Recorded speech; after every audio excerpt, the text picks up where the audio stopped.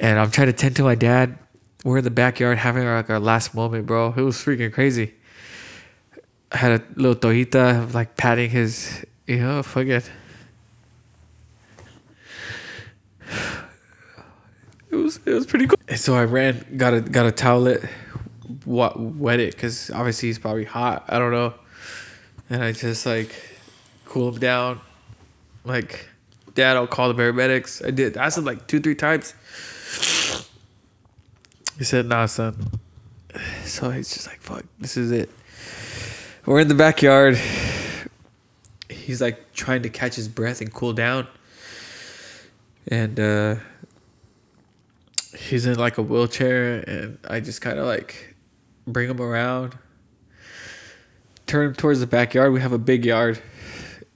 He planted like most of the trees in the backyard. Pretty cool. And he just like takes like his last few moments, bro. Me and him, we had our last moments together. And I look at that as like a blessing. Like, every man on the face of this earth deserves to like be with their father in their last moments. And I look at what's going on and what has transpired, whatever. Everyone knows the truth. They just choose not to acknowledge it. Like, there's people that died in hospitals and they died alone, dude. I'm so glad that I did my best. I did my best to say, no, we're not fucking going along with this shit. We're not going to do this shit. But my dad did it because he was scared. He was overweight, whatever.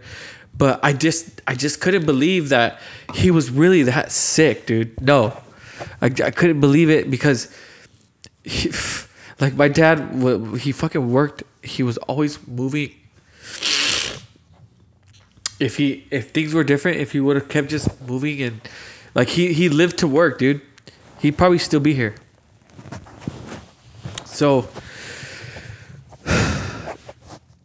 he finally is just like takes his last breath. He like shoots up out of his chair, bro. I've never seen him move so fast. Shoots up out of his chair, runs through the house, runs into his bedroom, and wants to like hop into bed and tries to hop into bed because obviously he wanted to die in his bed. And his last moments was like trying to get me and him. He was trying to get in there. I was like, oh shit. And my dad was like short guy but overweight. So he was trying to get into bed. And I'm like, fuck. Like, I'm trying to wrap my head around it. I was like, fuck it. I called the ambulance and I'm getting on the phone with them late. My dad didn't make it fully into the bed. He falls out of bed. And that was it. I think that when he had fell out of bed, hit the ground, I think he died. Like, I think he just, I don't know what it is. No one knows what it is. I think he left, right? Maybe he didn't. But I went down. I tended to him. I grabbed his head and kind of laid him down, and I started giving him CPR. And I felt like I was connecting with him, giving him oxygen. But then once I noticed his body was like going into shock, like convulsing, like they say, like once you die, like everything like starts just like trying to breathe. Your body is trying to breathe, right? But it can't no more. So like, like as if like you're choking to grab that air. The body is, but you're probably not there. And then he like puked up a little bit, but at the same time, I'm still just trying to give him CPR and push oxygen into him and listen to what the lady was saying to give him compressions and where to give them. That call lasted for like over 8 minutes. I remember to the T. So by the time it was like 9:08, like everything was over. Like the paramedics came. My son was my hero, bro.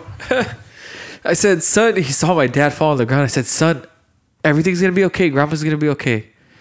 I want you to look at me, go outside and yell for help. Yell for help as loud as you can so daddy can hear you.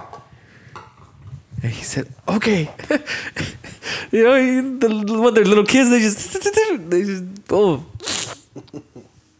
And he yelled.